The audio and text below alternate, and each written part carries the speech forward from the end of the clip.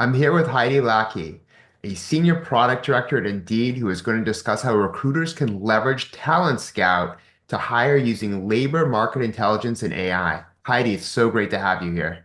Thank you so much. I'm excited to be here, Dan. So, how does Indeed ensure that human plus AI synergy isn't just a buzzword, but a measurable increase in recruiter productivity and decision making? I think, the philosophy that we have had in building Talent Scout is we want to think about hiring for anyone who does it today. Anyone who has spent time trying to fill a role in the last year knows that it's filled with lots of tedium, lots of inefficiency. And so I think when people think AI, frequently they think like this AI is going to take all of the human judgment out of hiring. And that's actually not what we're seeking to do, right? But we are trying to think through like where are all of the places where hiring is slow, right? Where we could make a meaningful difference in taking lots of tedious tasks off people's plates, while applying some reasoning and enable recruiters to do the thing they actually want to do, which is spend time in rooms with candidates in human to human discussions, right? So that's been at the core of our philosophy on how we built this product. Um, and I think for us, the way that we want to measure success on it is largely in acceleration of hiring. Hiring today is super slow. It still takes 41 days to hire someone, right? We want to bring that in. We want to accelerate time to hire. Yeah, and it kind of builds off the whole overall promise of AI is remove the administrative work so you can focus more on the high impact work, whether it's recruiting or any aspect of talent management. Yeah, that's exactly right. That's exactly right. And so, even if you are in the product itself, some of the things that you'll see is like we are attempting to accelerate discussions with people, but not replace those discussions. That is like, I think, very much the spirit in which we built it. How do you know that the match collaboration process doesn't inadvertently train the AI to replicate existing biases? Oh, yeah, this has been something that we've been thinking a lot about, right? So there's two ways in which you can think about the direction of matching going, right? One of them is you exacerbate all of the existing biases that exist within our current hiring processes. And the other way, and the way that we've been really thinking about like how do we get people to do this, is it actually expands your potential talent pool, right? And so I think the best way to understand how we're approaching it is to get like a really detailed example. So today, if you looked at recruitment, especially like sourcing, the way that people do that thing is they have a discussion with a hiring manager, but then they translate that discussion where you may say things like, I need people who are really competitive for this sales role. And then they translate it into a bunch of keywords that they think um, are good indicators of competition. And so, like when I read Booleans in smart sourcing, which I periodically do, what you'll see is like sales or seller or account executive, but also or football or baseball or fraternity, right? And those things have lots of pre-existing bias. What we want to do and what we've really built our match calibration process around is like, give us the underlying thing you want. Don't jam keywords in here. That's not the best way to get the best use out of this tool. Tell us you want people who have exhibited a competitive streak in the past, right? And we can find people who've done collegiate sports, but also people who've done debate. Those people love to win, or people who've been in student body government, or people who have been in ROTC, right? Like all of those are really good indicators of competition. And the hope is that this actually expands the pool of people that you might see because we might find people that you wouldn't have thought of yourself, right? Because we think of indicators of success in our past hiring, but I think everyone acknowledges that like it's not limited to that, right? And so what we want to do is broaden that thinking. Um, and for what it's worth, in the Alpha Pilot group, we've started to see it work. So, one customer that we were working with, they hire clinicians, specifically behavioral therapists, and they typically look for people in a clinical setting. But what they're actually looking for are people with like some paraprofessional background, but also people who've got a lot of empathy, patience. And we surfaced a lot of people in education. And they were like, we had never thought about this part of the talent pool before, but it brought in their time to hire by like their estimate 45% for these roles. They're hard to fill roles, right? And so that's the hope is that we're actually expanding people's thinking, not contracting it or creating a feedback loop for what you already think you want, right? And it's been a trend for a while. I mean, you've seen a lot of companies, especially professional service companies, drop the 4-year degree requirements because it was so hard to find, new accountants and still very competitive. Plus, there's a skills gap, so it's not even just limited to that industry and that profession. And so a lot of companies are trying to and desperate to look outside of who they would normally hire to expand their pool. They hire from more colleges than just those 14, for instance. And so I think, having the technology enable that makes a lot of sense right now because it's there and it should be able to connect you with people who might not fit the original criteria you were looking for, but as you were saying, it's more expansive to capture, the skills and whether hard or soft skills that can meet the demand that you have. Yeah, exactly. And you still, it doesn't mean you don't do all of the responsible AI things that you need to do. Like we still do all the modeling for disparate impact and disparate treatment, and we ensure that we've got all the right guardrails and that you can't say things in Scout that unfairly bias your search results, right? Like never would we ever allow you to do things like search on a protected class or something along those lines, right? So all of those guardrails are still necessary and important, but I think we can't stop there is maybe the thing that I'm thinking, right? Because like if you stop there, inevitably, if you are training just on somebody's past exist data, you're going to reinforce whatever those underlying biases may have been. And they're not necessarily always intuitive to find, right? Like if I really hit on collegiate sports, I might still find lots of people who have like diverse races or diverse genders, profiles, etc. But like I'm still missing out on really good talent. And we want to make sure that we are really thinking through that holistically, right? So that's kind of yeah, that's Makes how we sense. What is Indeed's internal metric for top applicant, and how is that definition transparently communicated to employers to build trust? Um, so one of the in the past, when we've done matching for you, it's been relatively black box, right? Like here are your matches, and we don't really tell you other than like your job description how we came to this math. Um, we fundamentally departed from that in Scout, right? The very first thing you do is we look at any information you've given us because we also don't want you to repeat yourself. We look at the job description, we look at screener questions, um, and we pull out all the information that we think is important and we show it to you. We say, like, is there anything else? And sometimes we will ask follow-up questions, right? To get at more deep nuances. Like if we see a vague skill like leadership, we'll have a discussion with you in Scout around what kind of leadership are you looking for? Are you looking for people management? Are you looking for strategic planning, right? Because there's like lots of different ways you can embody leadership. And then what we do beyond those questions is we'll also allow you to give us or even potentially solicit other artifacts. Like, do you have a hiring manager intake document that we can use? Things along those lines. Because those tend to be filled with like really rich information. We summarize all of that and we say, is this who you're looking for? Roughly, right? And ideally, we're going to push you to being really skills based and trait based around these things, right? And then when the matches come back, we will compare to that artifact.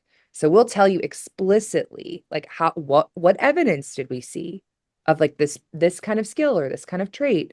And it doesn't necessarily need to be a keyword match, but we'll show you like, hey, this is where we saw that they showed some competitive background. They're in academic decathlon and debate and have honor society, right? Things along those lines.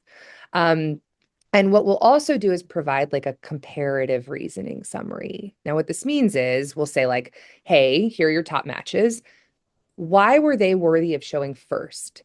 In comparison to the entire pool I looked at, this person has the most depth.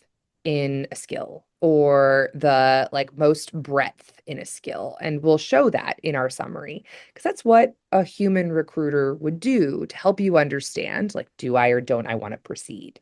Now, we won't reach out to those folks on your behalf, though we make it really easy to reach out. But this is where kind of like there's still a human at the center today, right? We still want to ensure that people are looking at these results and understanding and calibrating before they move forward, right? Because hiring, it has, I think there's enough flexibility and nuance where, like, especially at the outset in a role, you want to make sure that you are dialing into the right kind of candidate pool. So that's kind of how we do it. How do you prevent recruiters from over-relying on speed and skipping the crucial human element of candidate evaluation? Oh, Because it is tempting to use the technology and the access to just find someone as quick as possible because it's, somewhat of a short-term incentive for doing that, but obviously the long-term, repercussions of hiring the wrong person is a bigger issue. yeah, exactly, right. So this is where one of the things that we have said is there is firmly still human judgment required, right? This is not autopilot, hire people for you. You are still going to interview these people. You are still going to have discussions and, like, even at the outset, pre-screen, like, look at their resumes and determine fit. And so uh because we're not doing that full scale automation, there will always be human judgment required and in the loop for these things. And I think that part of that is because we want to make sure that you've got the right people in front of you and you're making the right assessment, not just from like bad hires are expensive, but also from like, have you calibrated in discussions with people on the right kind of person for this role? People are more than their resume, right? So we want to make sure that we're leaving room for those discussions and those like assessments as well.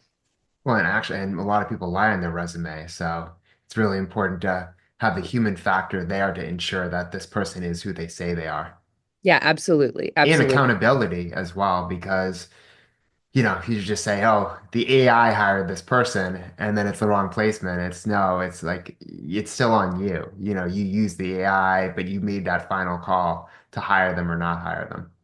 Well, and I find that most hiring managers still very like this is somebody you're going to work with every day, right? And so they care deeply about ensuring that they meet them and that like they feel good about the overall fit for their org, right? And so I haven't seen a lot of full scale automation desire. There are some niche roles where people are putting that in place. Those typically tend to be lower skilled. They tend to have like less soft skill requirements too. But even when you look at like sellers, right? Even entry level sellers, people want to meet them. They want to like have one pitch together because it's not evident just from the resume whether you're going to be a great fit for this, right? The resume is a starting point. What is your philosophy on using AI to influence compensation, and what safeguards are in place to ensure equity and Oh, so equality? so this is a great question. One of the things that we do, so we have a lot on candidate matching that we provide, but we also do job optimization. In those job optimizations, what we're seeking to do is when people have uncompetitive jobs, highlight it to them and tell them why. There are some, like, not all factors are equal across job description, title, pay, benefits. Pay is one of the most important factors for job seekers in evaluation. So if your pay is not at market, we need to tell you because you are not, it's a structural problem in your job, And there's a right? lot of laws around this too, like in New York, Yes, that's where there's absolutely right, pay right? You need transparency. exactly. Pay transparency is like requirement in some markets, but I would say even in markets where it's not required, it makes your job fundamentally less competitive to not put it in, right? And so what we want to do is ensure that as much as we can, we're influencing people to have competitive jobs. That means putting in pay.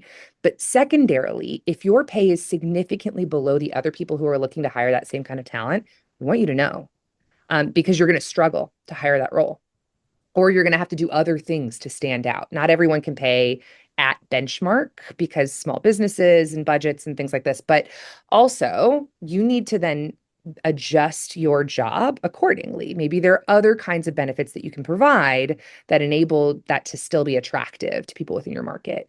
And so the way that we think about showcasing pay bands is really to influence employers and understand why their job is poorly performing. If pay is a factor, ensure that they understand pay as a factor, understand what competitive benchmarks are, and if they're not able to influence it, showcase other ways in which they might improve their job. So, like, are there better titles you can put in? Are there other benefits like remote work that you can put in? Things along those lines. Yeah, like company stock, especially for smaller companies that can Exactly. offer it.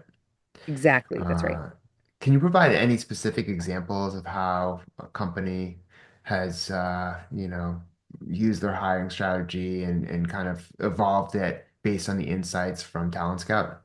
Yeah, that one earlier is one of my favorites, right? So I'll just say it one second time and I'll highlight on why. Um, we were working with a hospital system. That hospital system was hiring behavioral therapists. They have a very long time to hire for a specific set of roles. Healthcare in general has a longer time to hire because they have supply demand constraints. And they were able to find a completely new group of job seekers that they had never considered because they just frankly had never tried to even thought of sourcing behavioral therapists from education.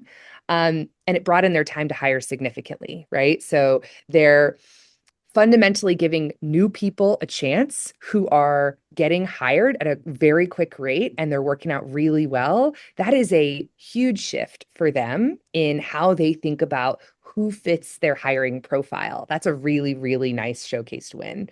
There are other places where we've worked with another client that's smaller. They typically used to use outsourced sourcing, but they're a small shop. That's expensive. Talent Scout enabled them to find really short lists of candidates quickly. And so they were able to keep that in-house where they would normally have outsourced it and reserve that budget for other things like talent attraction and talent brand that help job seekers understand how they're positioning themselves, things along those lines. So those are both ways in which you can kind of see this is fundamentally changing the way that people think about where they put their time and investment, changing the kinds of job seekers they might consider. And there are other examples where people have changed their jobs, like increasing pay and going back to their hiring managers because they've been just out of market from competition, and it's had really nice results, right? Like went from 0 applications to 8 applications to four interviews within a week after having a role open for a month and a half. So, Yeah, I found that doing research studies in this field for so many years, pay is always number one. But if you can hey, get past pay, then you can start to talk about other aspects of your employer brand and benefits and just work environment and culture. How does the conversational interface go beyond simple search commands to assist recruiters to finding unconventional or under the radar candidates like you're talking about? this is where the back and forth discussion is really helpful, right? So like we talked about it in calibration, but um Boolean search is constrained in two ways, right? It is one direction. And so you're going to type in keywords and it's going to go into the ether and you're going to get feedback maybe just based on what comes back and how many come back. Um, but in Talent Scout, we're helping guide you along that path before you ever get there, right? So we're going to ask you questions around like specifics for your role, right? And like what you mean by certain requirements, if you'd be open to relaxing other requirements. And then what we're going to do is conversational the conversational UI also enables people for the first time to like go beyond keyword. You can put in all sorts of nuanced criteria that you hadn't before.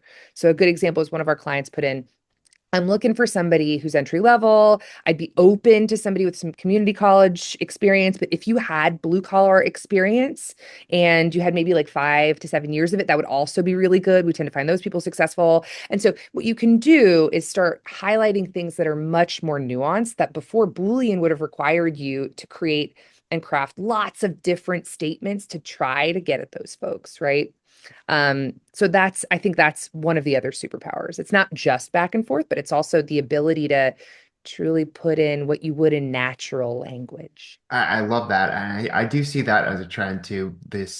emerging trend of blue and white collar and kind of that swap and Yeah. opening up to that new workforce that historically you'd think would just maintain their current blue collar jobs. Now, they do have, a skill set and mentality and that could really shift over, and so. Well, and in hiring manager conversations, there's been the desire to have some of those trade-offs, right? Like if you look at hiring manager notes, people have been open to it, but it's really hard to try to go find that sometimes, right? Like trying to craft the job description in a way where you highlight that is weird. Crafting Boolean queries for like things that are that vague is also really hard.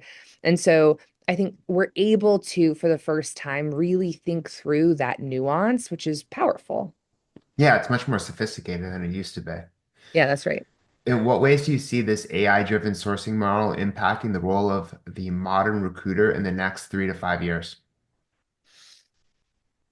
My hope is if you think about AI in general, right? If its goal is to lift us out of tedium and enable us to do the higher level thinking and evaluating and creativity, right? Like AIs can only create what it's seen before. People have the capacity for things that are much greater than that.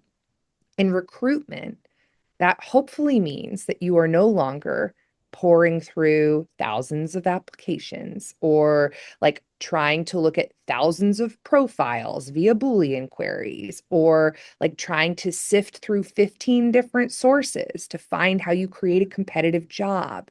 Something is helping you, it's working alongside you to do those things. And your time is really spent elevated thinking about your talent strategy. You're thinking about the right person or people for this role. You're thinking about that evaluation in a one-to-one setting. But you're also thinking about like at a programmatic level, how do I think about talent attraction? And today, people are so bogged down with the day-to-day tackling that they don't have time for that higher level thinking. That is what we want to create the space to do. And hopefully that translates into a much better job seeker experience because you're able to have a much better outward facing like communication and experience with that job seeker. You're able to position your brand more effectively. You're also able to like find different kinds of talent you weren't able to do before. And you're able to spend more time in rooms, right? Like you're not trying to power through 15 one-on-ones in a day because you have to spend 3 days this week pouring through smart sourcing or applications in your ATS. As a small business owner, hiring is definitely the biggest challenge. It's It's so hard, because at right? the end of the day, even if you use AI, even if you meet people in person, like 6 months from now, who knows, right? Like there's always an element of chance and taking a risk on someone. It's just, And it's I don't think that'll ever go away because people are people at the end of the day. But I think that all the technology definitely increases the odds of getting the right person. That's how I would think about it. And I do like this feature of automated outreach messages. I think that's really important because one of the things I found for studying workplace trends for such a long time now is, job seekers get so turned off if they don't get replies. I mean, that is the number one frustration. And as you were saying, the recruiting process, people are spending, months, interviewing with one company, meeting like 10 different people, and then never hearing back. And it's kind of this whole behavior change in society too with ghosting, right? Like no one was yeah. talking about ghosting 10 years ago, but now like, people are, companies are ghosting job seekers are not even showing up on the first day of work and ghosting employers. Like it is out of control. Um, like thinking about these outreach messages, how do you make sure that they come off as more human than machine and they really kind of deliver something that's personal and connects to job seekers Yeah, and I think employers? uh templates are the thing that people used to use, right? But they're cold because you can't edit every single one, right? And so what we want to do is create something that is specific to you, right? So I'd be looking at Dan's resume. I'd see all the reasons that Dan matched the criteria I put in my hiring criteria, right? And then I'm able to craft a message really easily, like, hey, Dan, I'm really interested in this part of your background or this part of your skill, like these parts of the skill sets you bring to the table. And it makes you feel like somebody actually took the time to care, right? And experienced recruiters do this, but it takes a lot of time. And so what we're doing is saying, let's craft the first one for you. And then we can create some really quick ways to like either elaborate or shorten or make it formal or more informal. And even in the future, we want to be able to like train on company tone. But we always allow people to freeform edit. One of the things that I once heard from an employer is they're like, I love the starter messages, but if somebody's been in the military, I want to write, thank you for your service. That's like something that I feel really passionately about. And so it's a combination of these things. How do we make it less cumbersome to write these messages while still allowing people the flexibility to like edit and write as they see fit?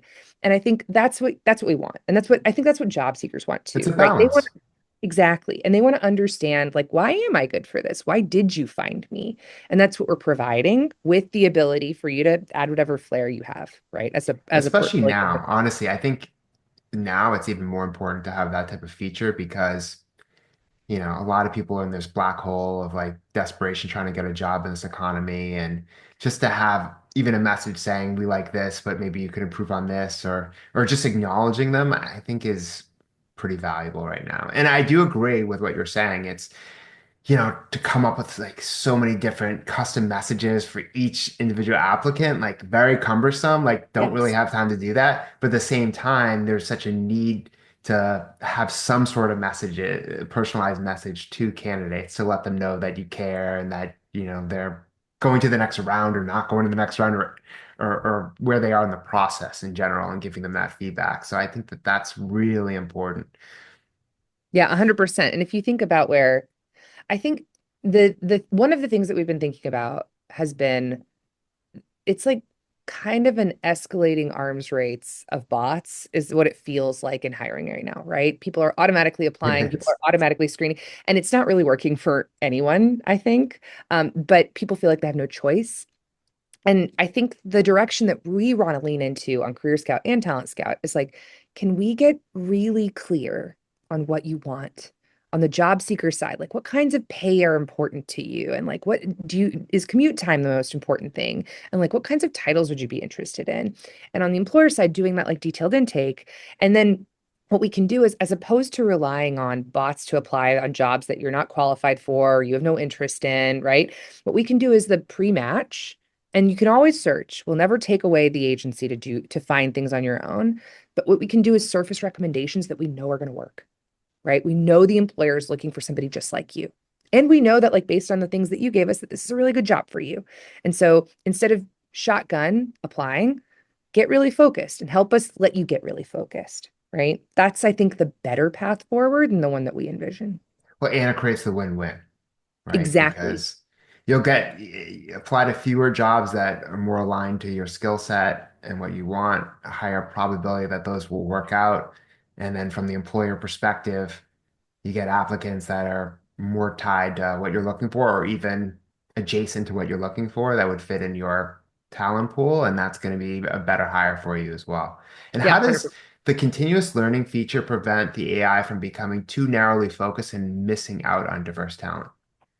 I think it really comes back to this concept of making sure that we get skill-based, trait-based. We push you to think just beyond keywords and we get an understanding of like what's the kind of profile you want to hire for in at like a skill level, right? So that's the way that we are attempting to avoid it. Obviously, like I said, we'll do disparate impact, disparate treatment, all of that analysis on the back end, but getting people to think more broadly on the front end about like talent, I think is the thing that unlocks the capability to expand talent pools, right? And ensure that we're not just narrowing in on an increasingly small group of people. Because you can't. Because hiring will be slowed down if you try and do that, and some of these positions will just go unfilled. So I think there's such a need to be able to expand and broaden your horizon now. Yeah, that's exactly right. And I think it gets you more interesting talent and more people. Like if you talk to hiring managers, sometimes I think I've had almost every hiring manager tell me there's a point in their career where they took a chance on someone. They hired someone unexpected, and it was like one of the best decisions they ever made, right? And it's because sometimes when we think about like a sea of sameness in job seekers, right? Like we limit our organizations by not creating thought diversity in our talent pools. And so what we want to do is enable people to like find those unexpected people, bring that different thinking to your organizations. I think we just all benefit from that. So Absolutely. Well, thank you so much for sharing your insights, Heidi.